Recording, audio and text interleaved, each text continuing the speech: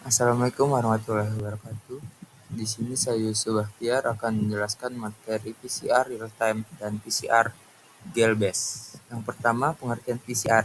PCR atau polymer chain reaction adalah teknik sintesis dan amplifikasi DNA secara in vitro. Metode PCR dapat meningkatkan jumlah urutan DNA ribuan bahkan jutaan kali dari jumlah semula sekitar 106 sampai 107 kali. Macam-macam PCR. PCR terbagi menjadi dua, yaitu ada PCR real time dan PCR gel base. PCR real time atau real time PCR qPCR adalah metode PCR yang sering digunakan untuk memperbanyak materi genetik dari suatu makhluk hidup yang bisa digunakan berbagai aplikasi. Real-time PCR memiliki sensitivitas tinggi dan lebih spesifik untuk prosedur PCR tertentu, dan juga memiliki keunggulan dalam menentukan jumlah salinan suatu gen, menentukan jumlah gen yang diekspresikan, menentukan jumlah patogen, menentukan adanya infeksi virus, dan menganalisis adanya mutasi. Bagian-bagian PCR.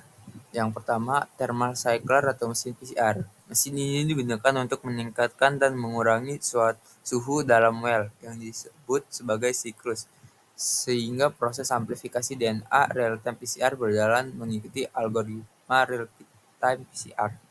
Yang kedua, optical module atau pendeteksi fluorensi selama reaksi.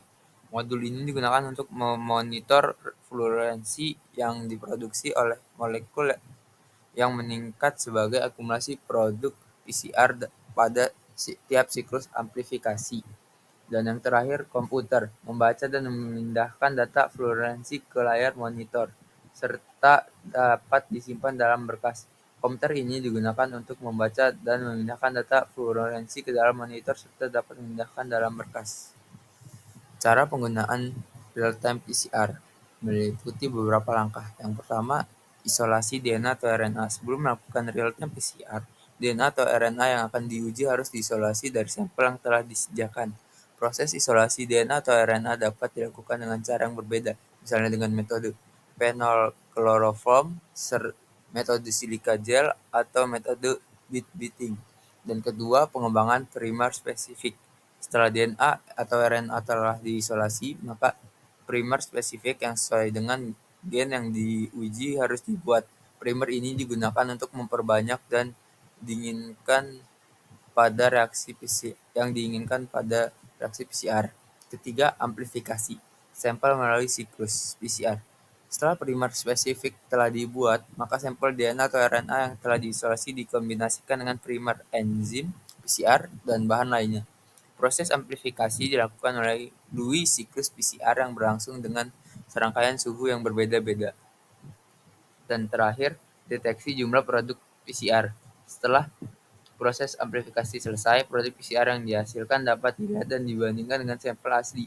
Jumlah produk PCR dapat dibandingkan dengan sampel asli menggunakan metode gel elektroforesis atau metode real-time PCR yang menggunakan fluorensi untuk mendeteksi produk PCR.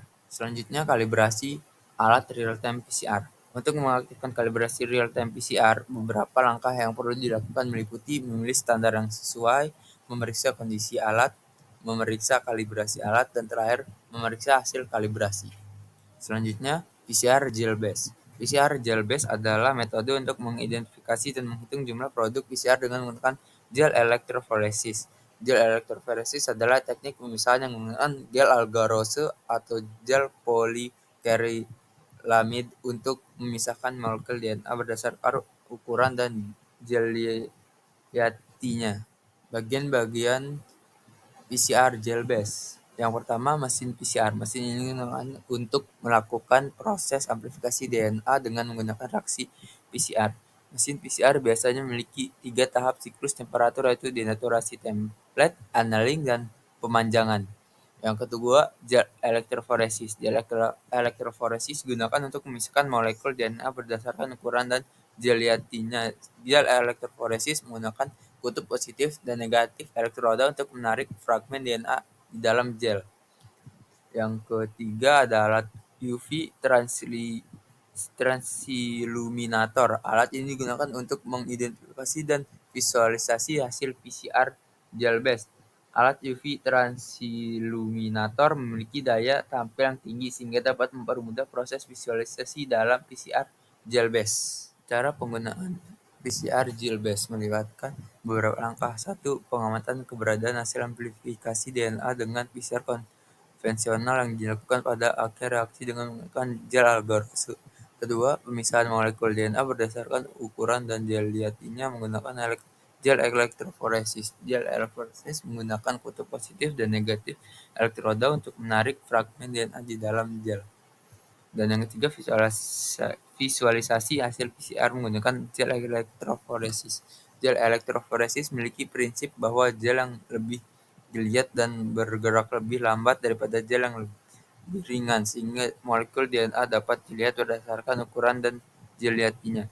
Dan yang terakhir, pemeriksaan hasil PCR menggunakan gel elektroforesis. Hasil PCR dapat dilihat dan dibandingkan dengan standar yang telah dipraktikkan sebelumnya seperti DNA untuk mengukur ukuran suatu fragmen DNA hasil PCR. Kalibrasi PCR gel-based antara lain yang pertama, pengamatan kinerja alat.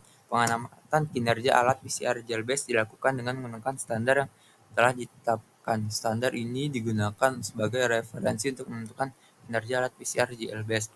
Yang kedua, pengujian kinerja alat. Pengujian kinerja alat PCR gel-based dilakukan dengan menggunakan sampel telah ditetapkan. Sampel ini digunakan sebagai referensi untuk menentukan kinerja alat PCR gel-based.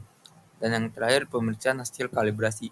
Hasil kalibrasi alat PCR gel-based dilakukan dengan menggunakan metode gel elektroforesis dan visualisasi dengan alat UV transiluminator. Sekian materi yang dapat saya sampaikan, kurang lebihnya mohon maaf jika ada salah kata.